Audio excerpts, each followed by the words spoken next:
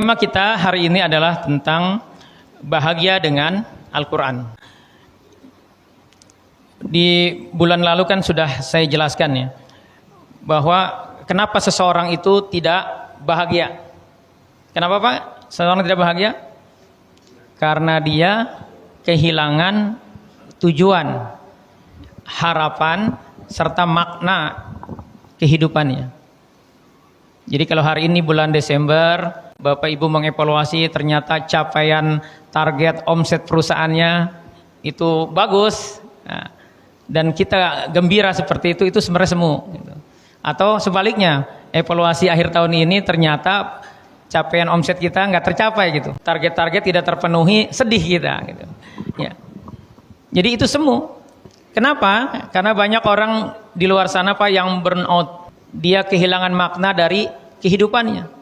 Kenapa bisa kehilangan makna? Karena aktivitasnya sebatas urusan dunia, kehilangan makna. Maka ketika Bapak berangkat kerja, niatin Pak, bahwa kita sedang nyari nafkah buat keluarga kita, sedang menjalankan tugas dari Allah. Ini hidup ini kan amanat dari Allah. Kalau spiritnya seperti itu, apapun capaiannya, insya Allah kita akan bahagia. Karena kita punya makna, dan makna yang terbaik itu adalah ketika kita kaitkan dengan karena Allah. Jadi keikhlasan itu adalah energi yang membuat hidup ini jadi lebih bermakna. Karena sebatas dunia di awal bisa jadi semangat kita. Tapi ketika sudah tercapai apa yang kita niatkan, omset misalkan 100 miliar gitu, itu tercapai, udah B aja, biasa aja maksudnya gitu. Ya, kita akan kehilangan makna. Betapa banyak saya menangani kasus-kasus orang-orang yang hidupnya impian saya secara duniawi, ya kalau pakainya nafsu ukurannya, tetapi dia bermasalah, nggak bahagia. Ya saya ceritakan kan bulan lalu hidupnya jadi seperti keset, padahal dia punya 4 perusahaan, masya Allah ya, istrinya mantan pramugari cantik, tetapi dia merasa hidupnya seperti keset. Kenapa? Karena kehilangan makna dari semua itu. Kenapa? Karena dalam menjalankan kehidupannya tidak melibatkan Allah. Seringkali bolong-bolong sholatnya, bahkan meninggalkan sholat. Dan kita tidak akan bisa bahagia kalau seperti itu ya. Itu materi kita bulan lalu. Jadi syarat bahagia apa Pak jadinya Pak? Ketika tujuan dan maknanya benar. Apa Pak? Ketika tujuan dan maknanya benar. Dan itu harus sesuai dengan yang Allah mau. Karena pemilik kehidupan ini adalah Allah.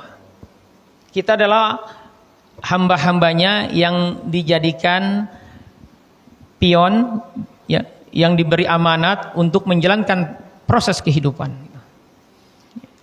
Kemarin saya menangani ada seorang gadis 29 tahun ya, belum menikah, dia stres, sulit tidur, terus selalu mimpinya didatengin laki-laki. Nah kalau udah seperti ini, dan saya tanya kalau bangun tidur pernah gak pahanya biru gitu, waduh sering kata dia, apalagi dulu-dulu gitu. Dia ayahnya meninggal waktu dia kecil dan dia 12 tahun hidup di pesantren. Ketika saya tanya tentang kehidupannya, rupanya dia punya luka batin, kekecewaan terhadap ibunya gitu. Jadi ibunya punya 6 anak, jadi gadis ini 6 bersaudara, ibunya punya 6 anak berarti yatim, dan hanya kerjaannya, nafkahnya dari menjahit. Kebayang Pak ya betapa stresnya gitu. Dan orang kalau sudah stres akhirnya apa itu dampaknya itu? Emosional. Ya, dan ini memang butuh penguatan gitu. Nah anak ini merasa 12 tahun jarang dijenguk ya, terus takdir Allah dia sudah kerja jadi guru dan punya sertifikasi guru Quran, dan dia bisa ngajar di banyak tempat, dan dia bisa bantu ibunya pergi haji. Dia nabung 2 tahun untuk ibunya bisa pergi haji ya. Artinya ini kan amalannya bagus, tetapi dalam dia menjelaskan tentang permasalahan kehidupannya, dia kecewa sama mamanya katanya. Mamanya begini begitu, nggak sayang sama dia, bahkan uang saya saya percayakan kepada mamanya dipakai, dan lebih sedih lagi dipakainya untuk saudaranya yang terlibat pinjol katanya gitu. Terus aja ceritanya negatif gitu. Nah, saya melihat ada peran setan di sini. Dia punya subat pemikiran, harusnya dia bahagia jadi nggak bahagia, jadi sempit. Kenapa dia harus bahagia Pak, Bu? Karena nih Pak ya, dia 12 tahun hidup di pesantren, jadi guru. Guru itu orangnya sudah meninggal, pahalanya ngalir terus. Terus dia guru Quran, punya sertifikasi guru Umi. Kan ini keren banget gitu hidupnya. Terus diberi kesempatan bisa ngongkosin orang tuanya haji.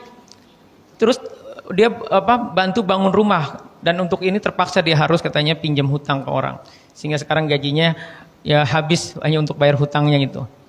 Tetapi dia bisa bantu saudara-saudaranya. Nah, karena fokusnya kepada kekecewaan, dan ini permainan setan Pak, dia punya sobat pemikiran, ibunya tidak amanah, ya, merasa nggak perhatian sama dia. Akhirnya nikmat yang Allah berikan, peran hidupnya jadi guru Quran, bisa berkontribusi, itu kan jadi sedekah, ya. Terus bisa bantu saudara-saudaranya, itu tidak menjadi sebuah kenikmatan. Padahal diberi kesempatan berkontribusi, membantu orang lain, apalagi orang tua sendiri, ya. Terus bisa jadi guru Quran, itu sebuah nikmat yang dicari.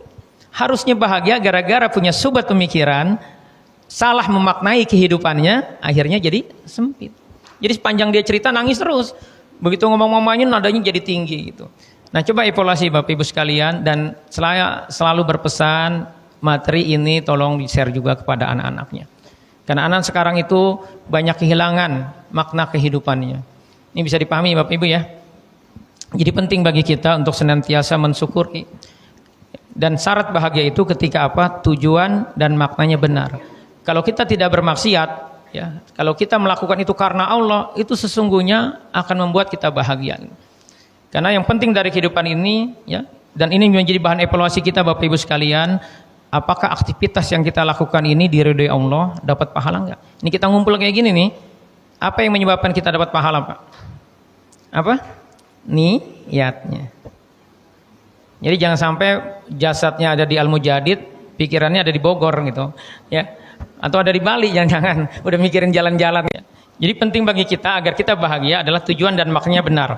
Nah, tujuan makna benarnya itu harus sesuai dengan yang Allah mau. Pak, saya mau tanya nih Bapak Ibu sekalian, dari mana kita tahu apa yang Allah mau terhadap diri kita? Dari mana Pak? Dari Al-Quran. Karena Al-Quran itu adalah petunjuk hidup kita, arah bagi perjalanan kehidupan kita. Kita tidak pakai Al-Quran, maka potensi kita sesatnya sangat tinggi sekali. Jadi hidup itu sekali lagi bukan kemauan kita, ya. Jadi jangan pakai cara-cara kita. Hidup itu amanat dari Allah. Kalau kita ingin bahagia, maka kita harus ikutin apa yang mau.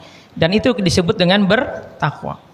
Al-Quran yang 30 juz, berapa surat Pak? 114 surat. Itu kalau diperas, intinya adalah kita diminta bertakwa kepada Allah. Takwa itu landasannya dua Pak, iman dan amal soleh. Bukan hanya sekedar yakin kepada Allah, tetapi kita harus melakukan kebaikan, amal soleh. Itulah landasan bertakwa. Dan kita kemarin juga sudah bahas bahwa ketika kita bertakwa, maka pastikan ya kita menundukkan nafsu kita, ego kita sesuaikan dengan yang Allah mau. Ya. Nah, terkait dengan takwa ini, ada 4 benefit Pak ketika kita bertakwa. Dan ini yang membuat hidup ini jadi mudah. Ada 4 benefit, 3 benefitnya, 3 keuntungan kita jadi orang bertakwa itu akan kita rasakan di dunia. Dan ini jadi evaluasi Pak ya. Kita ngerasakan nggak ini?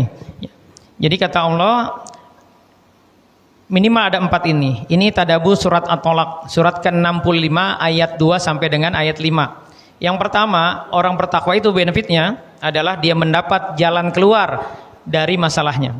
Kata Allah, wa may yattaqillaha yaj'alahu makhraja. Barang siapa bertakwa kepada Allah, niscaya dia akan mengadakan baginya jalan keluar. Jadi orang bertakwa itu Pak, kalau ada masalah, sebentar lagi juga ada solusi. Nah, ada nggak ini urusan dunia apa akhirat nih Pak nih? Diberi jalan keluar dari permasalahannya urusan dunia. Nah, kalau kita sudah 5 tahun masalah nggak selesai-selesai, evaluasi, jangan-jangan ada masalah kita hubungan dengan Allah. Ada nafsu-nafsu tersembunyi, ya, ada dosa-dosa yang belum kita istighfari. Karena Allah sudah mengancam, ya. Wa man a'rada an dzikri, barang siapa berpaling dari peringatanku, fa innalahu, maka akan aku bikin dia ma'isyatan donka, hidupnya sempit. Bisa jadi capaian dunianya, target tahunannya tercapai, tetapi hatinya nggak bahagia, sempit. Kenapa? Karena dia ada dosa. Jadi dosa itu bikin hidup itu jadi masalah. Jadi kita evaluasi, yang poin pertama ada gini, mendapat jalan keluar dari masalahnya. Yang kedua, benefit dari bertakwa adalah dicukupkan kebutuhannya. Wa may yatawakkal 'ala Allah fa huwa hasbuh. Barang siapa bertawakal kepada Allah, niscaya Allah akan mencukupkan keperluannya. Jadi pas mau butuh, pas ada. Jadi kalau kita seringkali selalu ngeluh kurang, jangan-jangan ada yang salah dalam kita mensikapi nikmat Allah. Artinya kita jangan-jangan kurang bersyukur. Ya. Karena Allah cuma menjanji dua nih Pak. Agna, kaya, wa akna atau cukup. Jadi nggak ada tuh istilahnya miskin. Nah, yang bikin kita miskin karena begaya. Apa maksudnya begaya? Rezekinya takdir Allah 10, gayanya 15. Dari mana yang 5 lagi? Kredit. Ya, akhirnya tiap bulan pusing kepalanya gitu kan. Ya. Kenapa? Karena salah orientasi. Dia pikir dengan punya barang-barang branded itu orang jadi kagum gitu sama dia gitu kan. Padahal nggak ada yang peduli pas sama diri kita, kecuali diri kita sendiri dan Allah. Gitu. Jadi kalau hidupnya masih selalu berharap decak kagum, ini hati-hati kita bisa keseret dengan tadi tuh. Ya merasa kurang terus gitu. Jadi yang kedua apa Pak? Dicukupkan kebutuhannya. Ini kebutuhan di mana Pak kira-kira nih? Di dunia apa di akhirat Pak? Di dunia. Jadi yang kedua, benefit dari takwa itu harus kita rasakan di dunia. Kita merasa cukup. Dan kemarin sudah saya sampaikan, syarat bahagia itu adalah ketika kita bersyukur dengan semua nikmat yang Allah berikan. Apapun itu, berapapun nominalnya, ya kita mensyukurinya. Itu yang kedua. Yang ketiga, benefit dari takwa adalah dimudahkan urusannya. Jadi mau apapun mudah. Ya Allah katakan, wa may yattaqillaha yaj'alahu min amrihi yusra. Barang siapa yang bertakwa kepada Allah, niscaya Allah menjadikan baginya kemudahan dalam urusannya. Jadi mau apapun ya, proyek apapun dilakukan dimudahkan sama Allah. Ketika dia memang ya bertakwa kepada Allah. Jadi sebenarnya kalau kita hari ini sempit hatinya, apalagi target tahun ini nggak kecapai, sempit, sedih kita, evaluasi aja tingkat ketakwaan kita. Jangan-jangan yang mendrive kita selama ini bekerja adalah nafsu. Seolah-olah kalau punya nominal sekian itu pasti bahagia, sukses gitu. Karena hati-hati nih, ya orang sekarang memahami kesuksesan itu berdasarkan capaian dunianya. Itu standarnya orang-orang kafir. Orang beriman itu nggak begitu. Ya. Jadi kalau kita pakai standar itu, bisa jadi kalau tahun ini ternyata evaluasi, ya target perusahaannya tidak tercapai, akhirnya kita jadi Jadi sedih. Dan sebaliknya ketika tercapai kita jumawa, seolah-olah itu adalah hasil karya kita gitu. Ini mirip-mirip perkataannya Qarun. Apa ucapan Qarun? Innama utituhu ala ilmi indi. Aku tuh bisa kaya kayak gini nih karena aku tuh orangnya jago, punya ilmu bisnis gitu. Nah, dievaluasi. Itu yang ketiga, dimudahkan urusannya. Ini urusan dunia apa akhirat, Pak? Urusan dunia. Dan yang keempat, kata Allah, benefit dari takwa di surat yang sama ya, di surat At-Tolak ayat kelimanya, wa may yattaqillaha yukaffiru anhu sayyi'atihi wa yuzim lahu ajra. Barang siapa yang bertakwa kepada Allah, niscaya dia akan menghapus kesalahan-kesalahannya dan akan dilipat gandakan pahala baginya. Ini di dunia apa akhirat, Pak? Di akhirat. Jadi 75% ketakwaan itu dia harus berdampak di mana? Di dunia. Hati kita harus bahagia, harus lapang. Jadi kalau kita setiap hari ngomel-ngomel melulu,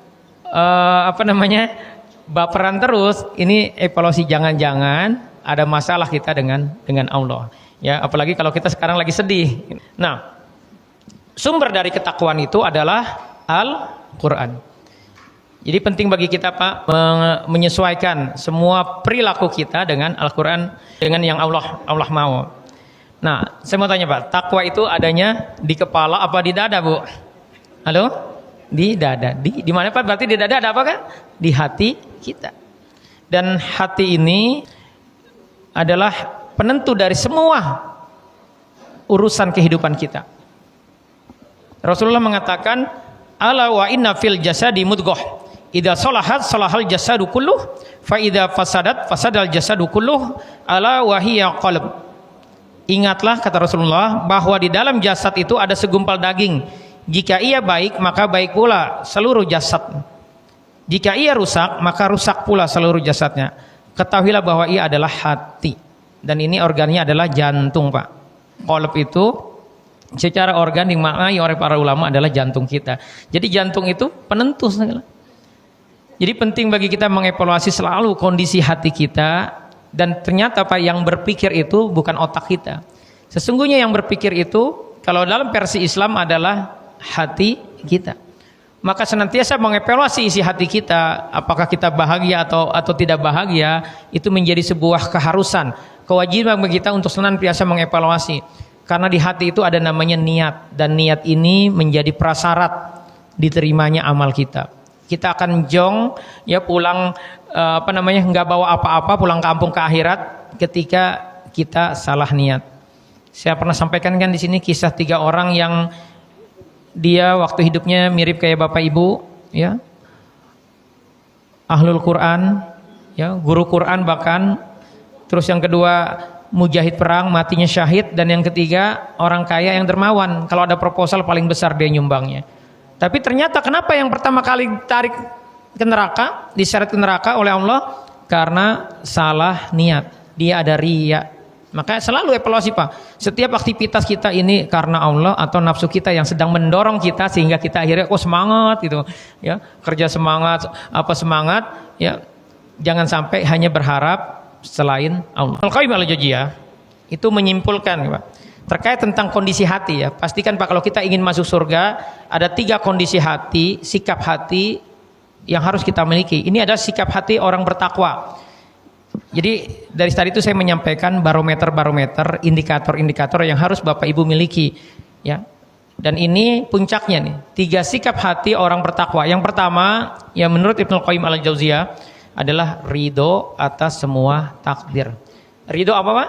Menerima. Jadi pastikan Bapak Ibu menerima semua takdir.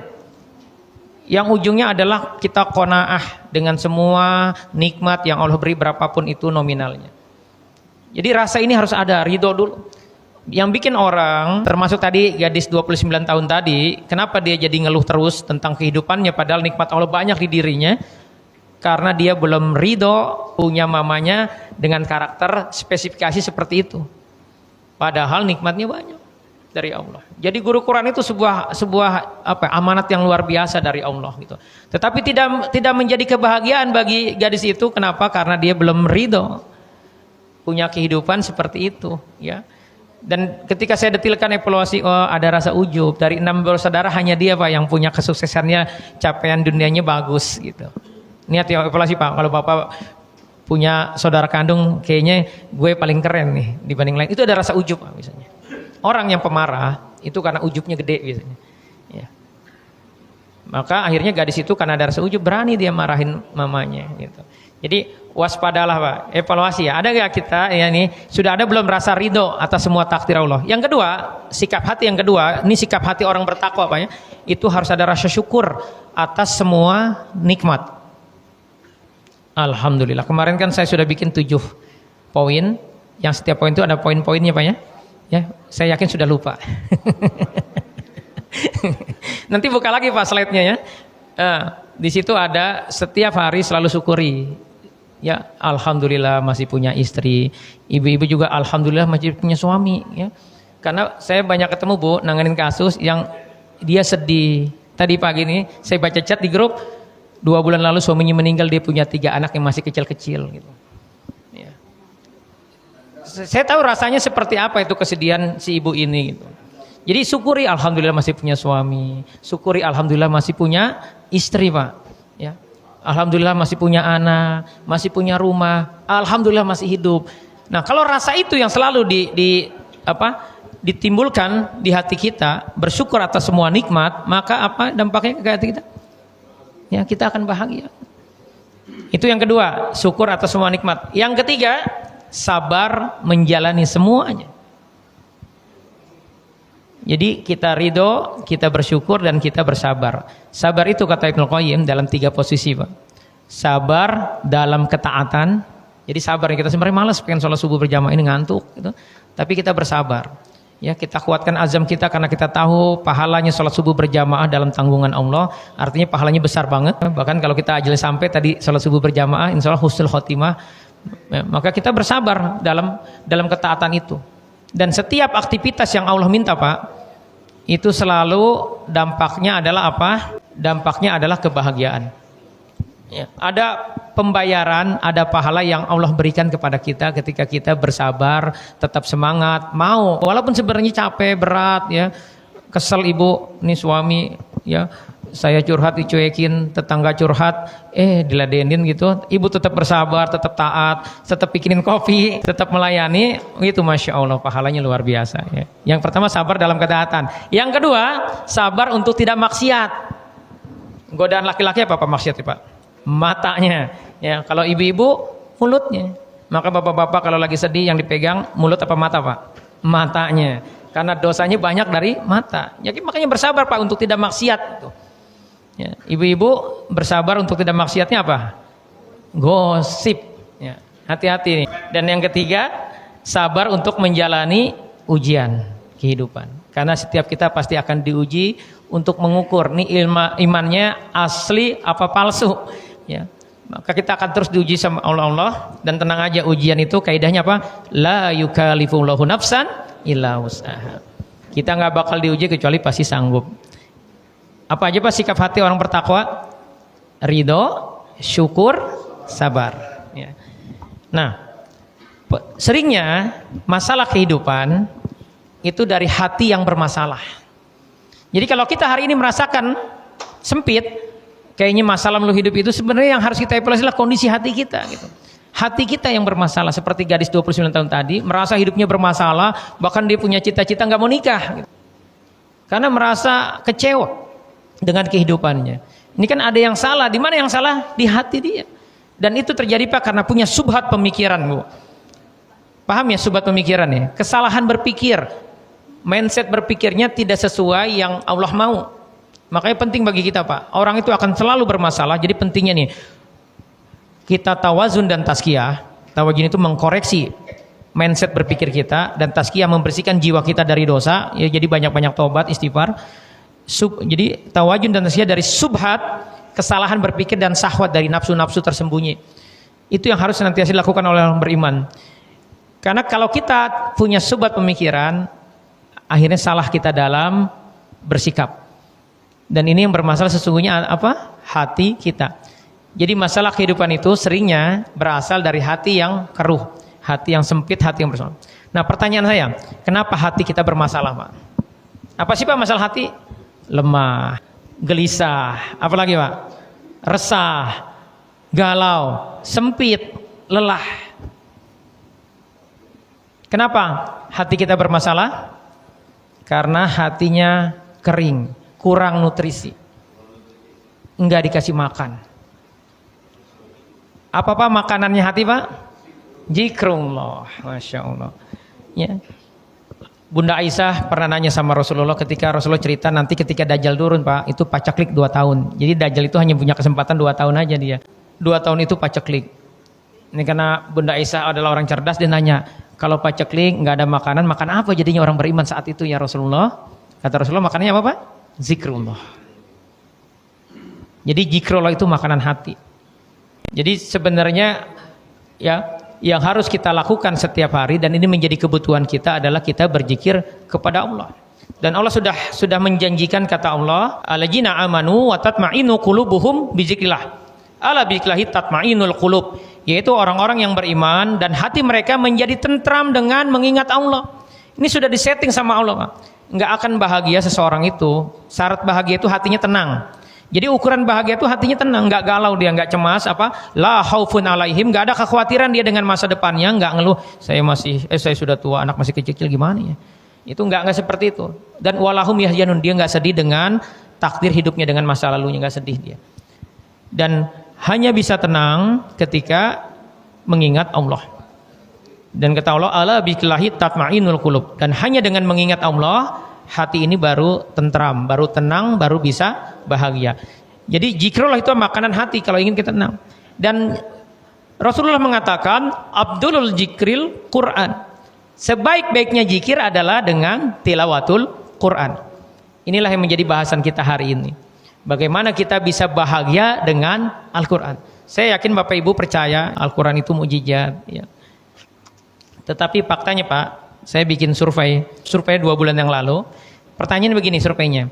Menurut Anda, apa yang menyebabkan orang malas tilawah Quran? Ya, jadi saya minta mereka menjawab sesuai pengalaman pribadi. Kenapa Anda jarang baca Al-Quran? Ya. Nah, 43,6% Pak, jawabannya terbesarnya itu karena berat aja mau tilawah, berat bawaannya. Jadi males. Ya, ini kan gue banget kan? Ini surveinya asli Pak ya. Ya, respondennya banyak ini. Ya, ini dari jamaah-jamaah yang modelnya kayak Bapak Ibu senang ikut kajian gitu. Tetapi ternyata jawaban terbesarnya kenapa males baca Quran ya, kenapa jarang baca Quran? Karena berat aja mau tilawah. Males jadinya. Itu 43,6%. Yang kedua, alasan kedua, ini saya sebutkan 5 alasan terbesarnya nih. 27,3% itu karena apa Pak kira-kira alasannya? Nggak sempat. Sibuk. Ya. Ya. Yang ketiga, 9,1% itu alasannya nggak kepikiran, nggak prioritas. Ini kalau orang mulai gini prioritasnya apa biasanya Pak? Hah? Dunia kerjaannya prioritasnya. Ya. Yang keempat itu 7,3% karena belum yakin, nggak termotivasi. Dan yang kelima gaje, nggak jelas. Alasannya apa nggak jelas. Ini hasil survei Pak ya, yang ngisi orang-orang yang model perilaku kayak Bapak Ibu senang ikut kajian. Ternyata terbesarnya karena berat mau tilawah, males, ya, tidak sempat, nggak prioritas, ya, dan belum termotivasi. Nah kita yang mana nih Pak dari ini? Ya. Padahal sebaik-baiknya zikir adalah tilawatul Quran. Yang harus kita pahami terkait Al-Quran Pak, Al-Quran adalah sumber kebahagiaan. Al-Quran adalah mukjizat, kitab penuh berkah. Ya. Ada 3 poin terkait Al-Quran sebagai sumber kebahagiaan. Pertama, secara spiritual nih Pak. Ini keajaibannya, keagungan Al-Quran adalah dia menghubungkan hati kita dengan Sang Pencipta, dengan Allah Subhanahu Wa Taala. Orang baru bisa bahagia kalau dia terkoneksi terus dengan Allah. Jadi setiap detik kita harus terkoneksi dengan Allah. Dan baca Al-Quran itu ya menghubungkan hati kita dengan Allah. Kalau kita Pak berdoa itu satu arah, kita lagi ngomong sama Allah. Tapi kalau baca Quran itu dialog 2 arah. Allah yang ngomong sama kita Pak dominannya. Ya nanti kita akan pelajari gimana caranya supaya baca Quran itu jadi bahagia. Itu secara spiritual apa Pak? Menghubungkan hati ini dengan Allah. Yang kedua, secara psikologis memberikan ketenangan. Ya kalau kita sering berinteraksi dengan Al-Quran. Dan yang ketiga secara praktis, ya secara teknis itu memberikan arah hidup yang jelas. Jadi menghindarkan kita dari kesesatan dan penyesalan dalam menjalani kehidupan ini. Jadi Masya Allah 3 ini kita butuhkan nggak Pak? Bagaimana hati kita senantiasa terhubung, bagaimana hati kita tenang, dan bagaimana kita punya arah yang jelas menjalani kehidupan. Sehingga kita punya spirit, penting nggak bagi kita? Penting. Nah sayangnya Rasulullah curhat Pak. Bapak yang pegang mushaf buka surat Al-Furqan ayat 30. Rasulullah curhat tentang kondisi umatnya. Wa qala Rasul, ya Rabbi inna qaumi ittakhadhu hadzal Qur'ana mahjura. Rasulullah curhat, apa yang dikatakan Rasulullah? Ya Tuhanku, sungguh kaumku menjadikan Al-Qur'an sesuatu yang diabaikan. Tadi surveinya males, berat, enggak prioritas, ya, enggak sempet. Kenapa? Karena kita punya mindset ada yang lebih penting dari zikrullah. Akhirnya apa dampaknya Pak? Kalau orang jarang zikrullah, hatinya, jiwanya akan kering. Jadi sempit, ya. Dan hatinya jadi keras. Jadi penting bagi kita senantiasa zikrullah dengan Al-Quran. Saya sudah share di slide itu, ya, bahaya melupakan Al-Quran. Saya sengaja tidak tulis teks Arabnya, saya tulis saja surat dan ayatnya. Ini biar Bapak Ibu mau berinteraksi. Jadi dibuka Pak nanti Pak ya, PR nih Pak. Bahaya melupakan Al-Quran ada 8 poin. Pertama, kesesatan yang nyata. Kita akan sesat. Nanti kebingungan terus kita. Ya, kesini mentok, kesana mentok, kebingungan. Yang kedua, sempit dadanya. Yang ketiga, kehidupan yang serba sulit. Yang keempat, mata hati yang buta. Yang kelima, hati jadi keras. Yang keenam, zolim dan hina. Yang ketujuh, bersahabat dengan syaitan. Jadi Pak, di belakang layar ini yang seringkali kita gagal paham gitu. Kita berpikir iblis dan pasukannya tidur. Padahal Pak, yang bikin Bapak males, yang bikin kita males bawaannya bete aja ya untuk baca Quran itu karena ada yang bermain di belakang layar. Mereka berharap ya setan dari jin dan setan dari manusia berharap kita jauh dari Quran. Jadi salah satu propaganda ya bagaimana strategi membuat umat Islam lemah itu jauhin aja dari Al-Quran. Dan ini terjadi sekarang. Ya. Apalagi kalau bapak orangnya baik hati, tidak sombong, itu anaknya dikasih fasilitas silahkan main game sepuasmu, dikasih wifi. Ya, udah jauh dia, makin jauh dengan Al-Quran. Dan yang ketujuh, lupa pada diri sendiri. Ini nanti dijalani Pak ya, baca satu-satu Pak. Baca dan baca terjemahannya, ditadaburi. Nah, kenapa kita kok jadi malas baca Quran? Karena kata Utsman bin Affan, ya, beliau punya satu perkataan ya, yang itu menjadi renungan buat kita. Utsman bin Affan mengatakan, "Lau taharat qulubuna ma sabi'na min kalamillah." Jika hati kita bersih, kita tidak akan bosan untuk membaca Al-Qur'an. Artinya, yang bikin seseorang itu malas, ya, enggak tiap hari dia interaksi dengan Al-Qur'an adalah karena jangan-jangan Pak hati kita yang kotor. Hati kotor itu karena maksiat, karena dosa. Dosa itu kata Allah, ya, wa may ya'su an dzikri rahmani nuqayyid lahu syaitana fahuwal qarin. Kalau kita bikin dosa dan kita tidak istighfari, maka kata Allah kita akan bisa diakses oleh setan, ya, dan dia menjadi qarin, jadi teman kita. Di sini saya mau tanya, ada yang nggak pernah bikin dosa? Coba tunjuk tangan. Sejak balik hingga sekarang, nggak mungkin. Kita disetting itu bikin dosa sama Allah. Kok kata Allah kalau kita bikin dosa ada setannya? Coba Bapak tengok kiri kanan Pak. Ke badan kita kok nggak kelihatan setannya? Ini yang dimaksud Allah setan dari golongan jin apa manusia Pak kira-kira? Jin. Jin. Jadi kalau ada kita maksiat, terus kita nggak istighfari, kata Allah, nuqayyid lahu syaitana fahuwal qarin. Akan ada setan yang bisa ngakses kita, nemenin kita, diizinin sama Allah. Maka pentingnya kita senantiasa mengevaluasi. Jadi yang bikin hati kotor itu karena ada dosa yang belum kita istighfari. Ada 5 cara kita bahagia dengan Al-Quran. Ya, saya berdoa semoga setelah ini Bapak Ibu setiap hari senantiasa interaksi dengan Al-Quran. Ya. Ada 5 cara Pak. Berapa? 5. Yang pertama, bahagia dengan mencintai Al-Quran. Yang bikin kita kenapa malas baca Quran? Karena kita sebenarnya belum cinta Pak. Ya, kayak Bapak waktu ngejar istri kan, cinta dulu kan, makanya mau repot-repot. Ya, karena apa? karena mencintai. Nah, bagaimana caranya kita mencintai Al-Quran? Yang pertama nih Pak, perbaiki mindset kita terhadap Al-Quran.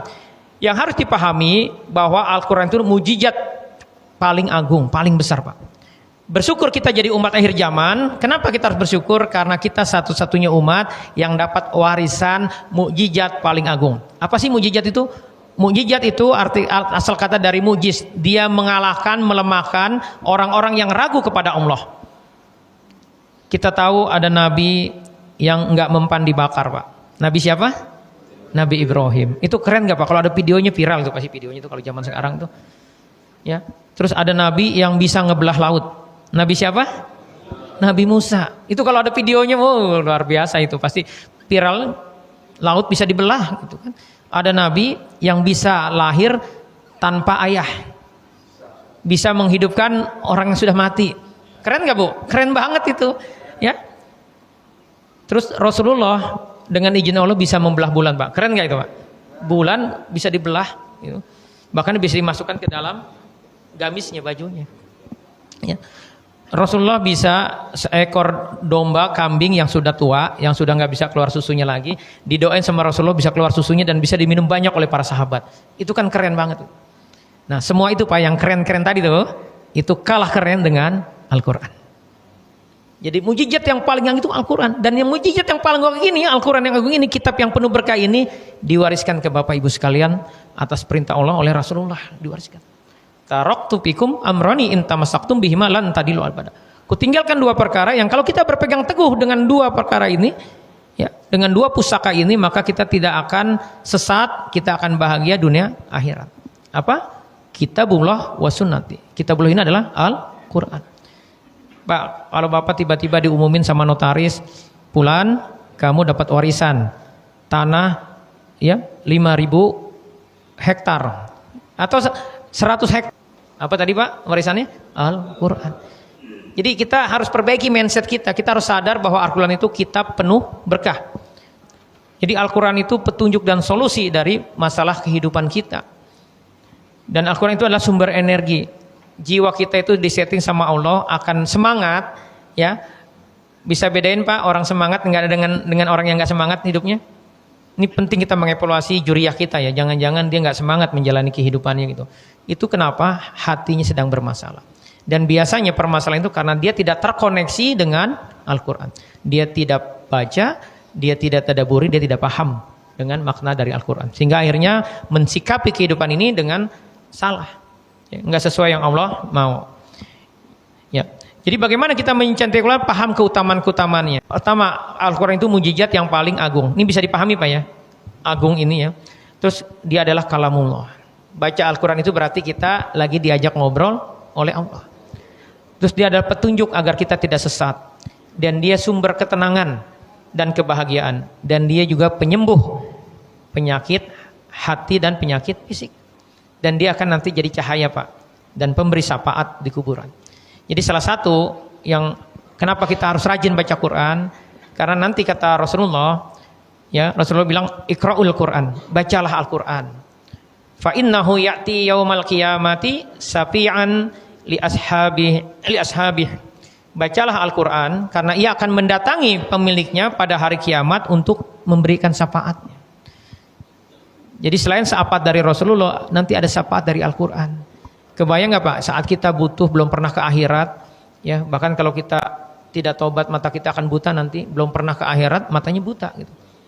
Di saat itulah kita butuh syafaat. Dan salah satu syafaat yang bisa kita harapkan dan ini menjadi janjinya Rasulullah adalah ketika kita rajin baca Al-Quran.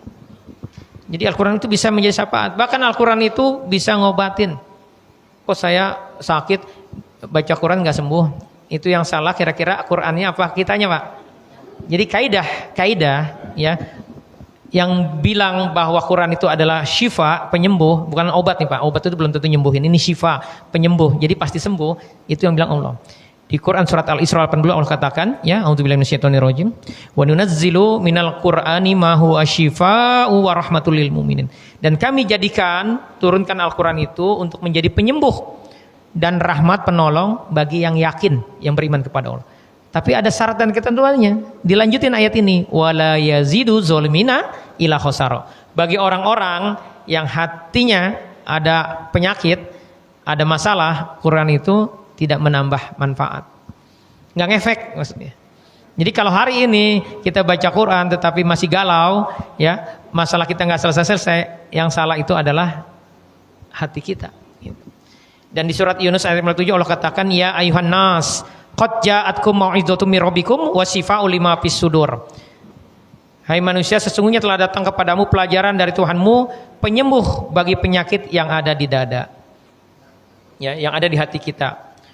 Wa huda wa rahmatul lil mu'minin, dan petunjuk serta rahmat bagi orang-orang yang beriman. Jadi Al-Qur'an itu bisa menyembuhkan penyakit hati kita. Apa aja Pak penyakit hati Pak? Ujub, takabur, riya, hasad, iri, ya. Termasuk hubud dunia, dan itu bisa disembuhkan insyaallah. Ya. Jadi baik penyakit fisik dan penyakit hati bisa disembuhkan dengan Al-Quran. Jadi Al-Quran itu begitu keren. Nah, jadi yang pertama cara kita bagi dengan Quran adalah kita mencintai Al-Quran. Apa tandanya Pak? Kalau kita mencintai Al-Quran, senang kalau bertemu Al-Quran. Jadi baca Quran itu Pak, sebaiknya ya, mohon maaf ya, jangan disambi. Punya waktu khusus. Gitu. Ya, jadi kita ukur nih kalau kita baca Quran itu hati kita bahagia nggak, apa bete bawaannya. Ya. Nah ini diukur pada anak-anak kita ya. Coba suruh baca Quran, lihat wajahnya, ekspresinya. Kalau bete, wah ada masalah dia. Jangan-jangan nih Pak, masalahnya adalah karena bapaknya belum ngejelasin keutamaan dari Al-Quran. Terus yang kedua, tanda cinta kita kepada Al-Quran adalah kita mau berlama-lama duduk bersama Al-Quran, nikmatin benar. Gitu. Terus rindu saat lama tidak bertemu dengan Al-Quran. Jadi berusaha menyingkirkan semua yang menghalangi, termasuk kesibukan kita. Kenapa kita seringkali lupa? Karena katanya sibuk nggak prioritas. Kenapa? Karena kita nggak prioritasin. Kalau kita prioritasin, insya Allah bisa gitu. Ya. Terus sering menanyakan permasalahan kepada Al-Quran. Ini tanda orang yang mencintai Al-Quran. Dan orang yang mencintai Al-Quran itu dia akan mengamalkan isinya. Itu yang pertama. Apa tadi Pak yang pertama? Cara bahagia dengan keluar mencintai Al-Quran. Yang kedua, bahagia dengan membacanya Pak. Membaca Al-Quran. Hal yang harus dipahami Pak terkait kenapa kita malas baca. Caranya adalah paksain. Nih, setelah tadi saya jelasin keutamaannya, menurut Bapak penting nggak Pak, Bu? Penting nggak kita baca Al-Quran? Penting. Karena ada perintah dari Allah. Kita diminta jikron kasiro, bukrota wasila. Kita diminta berzikir sebanyak-banyaknya di pagi hari dan petang hari. Dan ini karena fi'il amr, Pak, perintah, ya, itu menjadi sebuah keharusan kita. Ya. Jadi paksa diri untuk tilawah setiap pagi, ya, dan petang. Jadi lihat Bapak sempatnya di mana, di pagi apa di malam, ya. Dan saran saya sebaiknya mulailah hari dengan baca Al-Quran. Jadi habis subuh. Kajian ini Pak, ini bagian dari bentuk kita sebenarnya lagi mengamalkan Al-Quran, sedang mentadaburinya, memahaminya gitu. Maka pulang dari kajian, Bapak ngerasain nggak Pak kalau pulang kajian itu? Lapang kan hati kita? Senang kan? Semangat? Itu karena keberkahan dari Al-Quran. Jadi paksa diri Pak, pastikan dalam 24 jam waktu kita ada minimalnya 30 menit. Kalau bisa 1 jam. Jadi dari ibadah subuh sampai suruk kita baca. Kalau sekarang kan kalau ini jam 6 aja sudah bisa duha gitu. Ya. Dan targetkan tadi berapa Pak? 30 menit minimal. Supaya ada rasa. Coba kalau cuma 15 menit itu nggak terasa. Ya. Terus bacanya dengan tartil dan nikmati. Dan niatkan baca Quran itu untuk menenangkan hati dan memperkuat iman. Serta untuk mengobati penyakit kita dan menyelesaikan semua permasalahan kita. Jadi salah satu kesalahan kita dalam baca Al-Quran adalah nggak pernah niat dulu. Jadi niat dulu Pak kalau baca Quran. Ya Allah, sembuhkan penyakit saya. Ya, sebutin aja penyakitnya. Ya Allah, lapangkan kubur saya. Beri saya syafaat dengan bacaan Quran ini nanti di hari kiamat. Ya, permudah semua urusan saya dengan Quran ini. Jadi para ulama itu ya sepakat boleh banyak niat saat mau baca Al-Quran. Bapak kalau lagi galau, ya bingung nih solusinya apa, udah duduk aja, duduk, baca Al-Quran. Maka insya Allah akan dapat nanti inspirasi dari Allah. Kenapa? Karena kita sudah niatkan baca Quran ini untuk nyari solusi. Nah, ada satu kaidah yang penting yang harus dipahami dan ini sebagian bilang jadi wajib, ya karena ini perintah Allah. Kata Allah, fa idza qara'tal Qur'ana fasta'id billah. Apabila kamu mau membaca Al-Quran, maka berlindunglah kepada Allah. Jadi baca ta'awudz dulu kalau baca Quran. Ya, minasyaitonirrajim. Jadi berlindung dari apa? Dari setan yang terkutuk. Karena ada setan yang bermain Pak supaya Bapak bete. Maka setiap membaca Quran pastikan baca a'udzubillahi minasyaitonirrajim. Ya, atau redaksi ta'awudz lainnya. Ya. Ini bahagia dengan membaca. Yang berkeberapa ini? Kedua. Yang ketiga, bagaimana kita bahagia dengan Al-Quran adalah dengan mentadaburinya. Jadi baca Qurannya Pak, itu baca terjemahannya. Bapak dapat 2 halaman, ya kan? Satu halaman itu kan berarti halaman kanan dan halaman kiri. Habis baca itu baca terjemahannya Pak. Karena kita bukan orang Arab yang paham. Jadi kalau di luar Ramadan, saran saya tadaburi, baca Arabnya, baca terjemahannya. Karena tadabur itu apa sih Pak? Merenungi makna dari Al-Quran. Apa sih yang Allah mau dari ayat yang saya baca ini gitu? Yang kita baca ini, ya. Jadi tadabbur itu merenungi makna setiap ayat. Jadi kita memposisikan diri seolah-olah ayat tersebut sedang ditujukan kepada kita. Allah lagi ngomong sama kita. Jadi Allah turunkan Quran itu, kitab yang penuh berkah itu sebenarnya agar kita merenungi ayat-ayatnya. Itu yang ketiga. Jadi baca Qurannya mulai hari ini Pak, baca terjemahannya. Bisa dipahami ya? Coba Pak rasakan Pak. Ya, Masya Allah ya. Saya banyak ketemu testimoni ya. Ya kan ini program sudah lama tadabbur ini. Ya, Alhamdulillah Ustaz. Saya sudah tahun baca Qurannya pakai terjemahannya. Itu rasanya beda Pak nanti Pak. Ya, saya pernah kejebak dalam tanda kutip. Ya, ngejarnya apa? Jumlah juz. Bagaimana sehari minimal 1 juz. Dampaknya apa yang saya rasakan? Capek. Kenapa? Karena fokusnya apa? Setoran 1 juz minimal. Maka mulai hari ini jumlahnya yang ditarget adalah jam. 1 jam kita wakafkan waktu kita untuk interaksi dengan Al-Quran. Interaksi itu baca, tadabbur, dipahami. Kalau nggak paham dengan terjemahannya, Bapak buka tafsirnya, kan sekarang sudah banyak tafsir online ya. Ada Ibnu Katsir online dan sebagainya gitu. Ya. Jadi setelah dirubah metodenya adalah ngejarnya jam, dinikmatin bacanya, itu rasa hati jadi beda gitu. Ada energi Pak. Dan sebaiknya baca Quran itu di pagi hari. Karena salah satu cara agar waktu kita 24 jam itu berkah, urusan kantor bapak ibu jadi beres, di pagi hari ba'da subuh baca Al-Quran. Maka insya Allah, karena itu kepalanya waktu, insya Allah akan dipermudah semua urusan kita. Jadi yang ketiga, bagaimana bahagia dengan Al-Quran Pak? Dengan mentadaburinya, merenungi ayatnya. Yang keempat, dengan mengamalkannya. Ini contoh cara kita mengamalkan Al-Quran. Sebenarnya kita kesel nih sama tetangga sebelah, udah senyum dia melengos. Ya, sombong bener kalau ngomong dominan gitu, kesel kita. Apalagi dia jolimin kita gitu, pengennya dendam aja gitu sama dia. Tetapi karena kata Allah jangan dendam.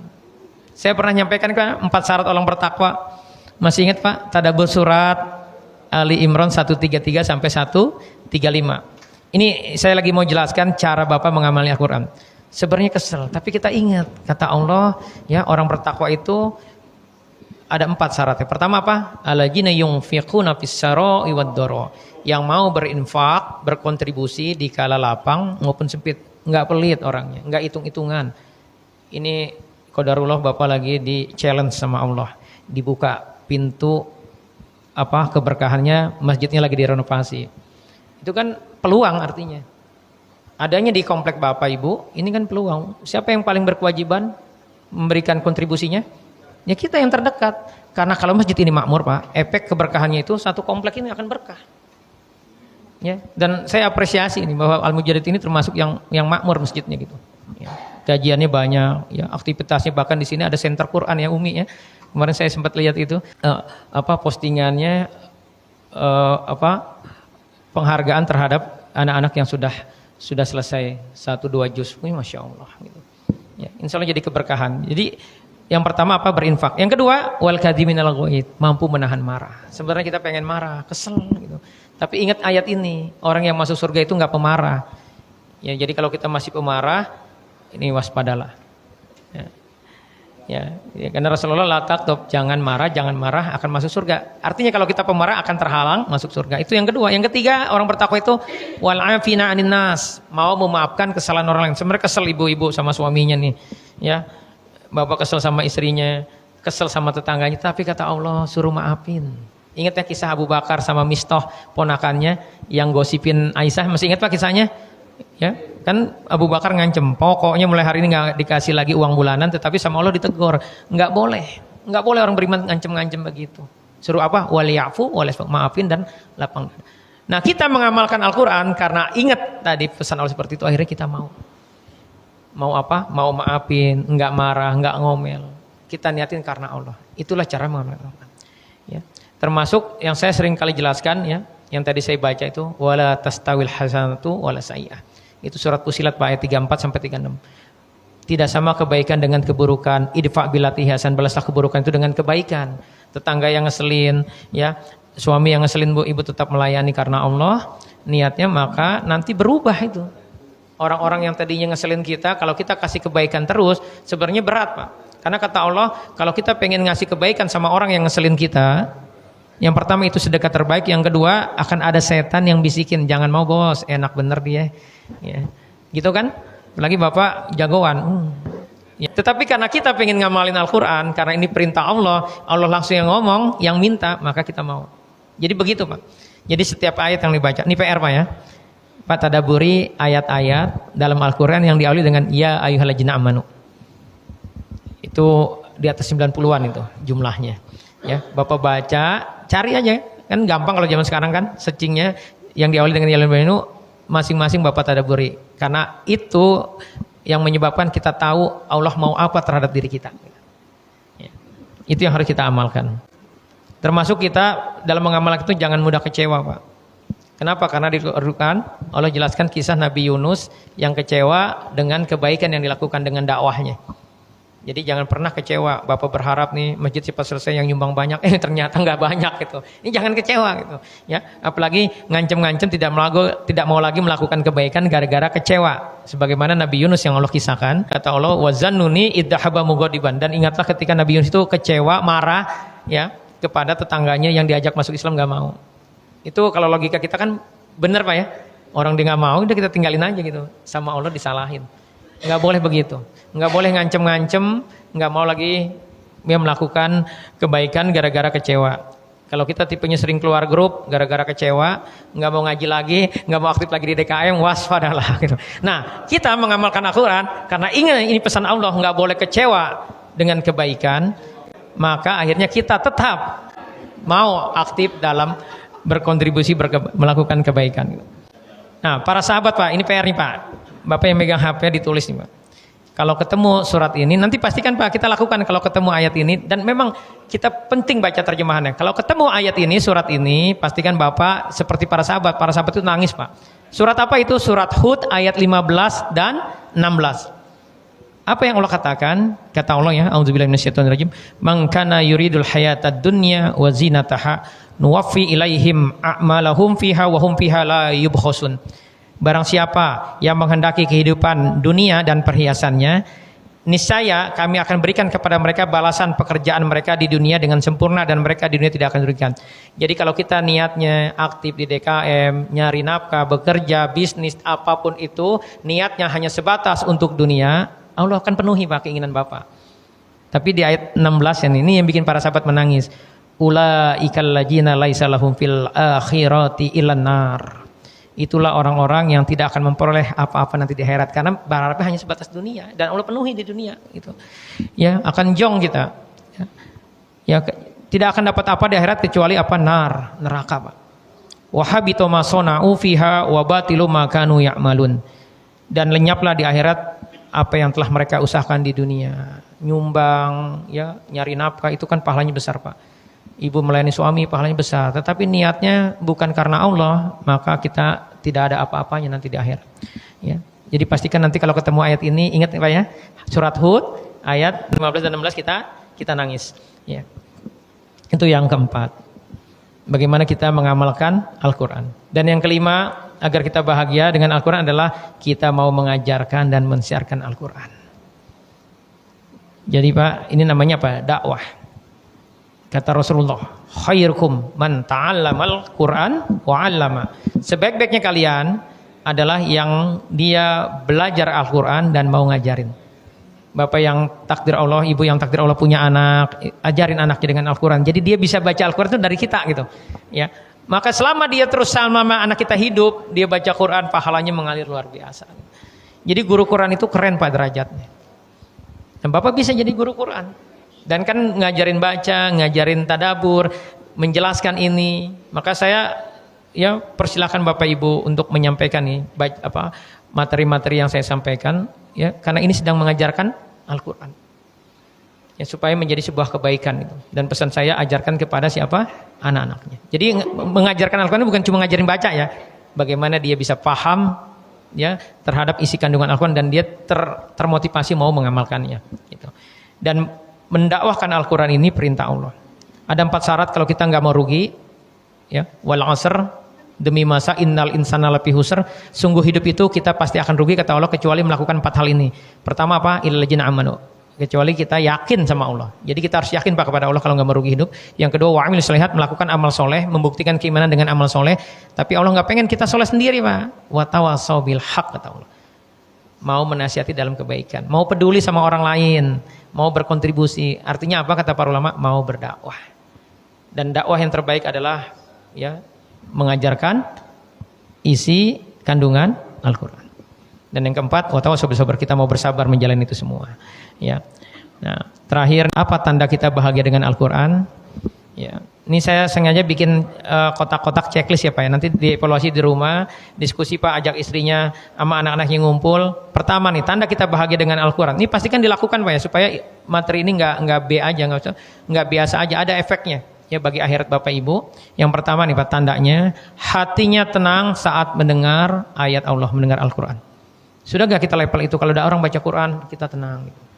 Maka kalau ada orang baca Quran, pastami'u lahu wansitu, suruh diem, dengerin. Ya.